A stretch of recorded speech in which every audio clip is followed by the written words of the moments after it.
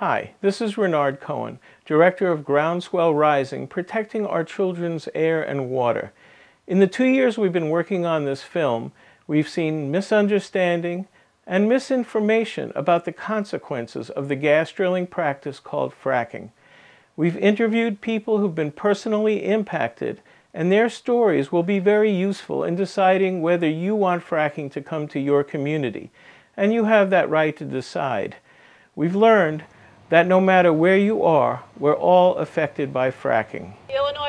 We'll hear the voices of people who are growing a groundswell of understanding about fracking's threat to clean air, water, and quality of life for us and the health of our children, grandchildren, and our planet. But we need your help to finish the film. There are a lot of expenses that need to be met, and we can't do it without you. So please make a contribution to help us finish the film. It's tax deductible, and it will all go into the project. We have some thank you gifts for different levels of support, a DVD of the finished film, and a special DVD of expanded interviews with Sandra Steingraber, Tony Ingraffia, Tracy Carluccio, Natalie Merchant, and others.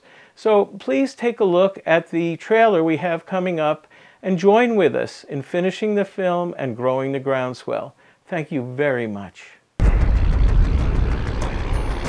In 20 years of looking at threats to public health from environmental contaminants, I have never seen anything as big as fracking.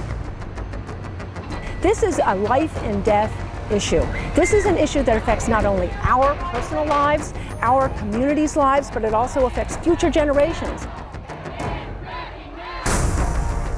This is the most dangerous moment in American history. We are either going to be a nation that's of and by and for the people, or of and by and for large corporations and the wealthy. If all other industries that use chemicals are required to abide by federal standards for air and water protection, why is this industry exempt? What we see in some of these wells today may really be only the beginning before the larger contaminant load arrives over years, maybe decades, maybe a century. It's only the act of a few that are allowing it to happen. It's the act of many getting together that can stop the actions of a few. We are the ones that have to speak up and tell our elected representatives what we want them to do. Ultimately, we vote these people in and we can vote them out. They have to prove that they can do it right. We don't have to prove that they're doing it wrong, although we're bringing story after story after story to public scrutiny. When the industry says there's no harm done, actually it's not a true statement. My hair started falling out. I was having heart palpitations. Chronic nosebleeds. I have a lesion in my spinal cord and nobody can figure out why it's there. My 4-year-old gets rashes and he gets crippling stomach pain. And all you can do is hold him till he stops screaming. I just sometimes lay awake at night and wonder, what are we giving our kids? We're talking about the same drinking water everybody is relying upon. This should not be a political issue. This is the moral issue of our time.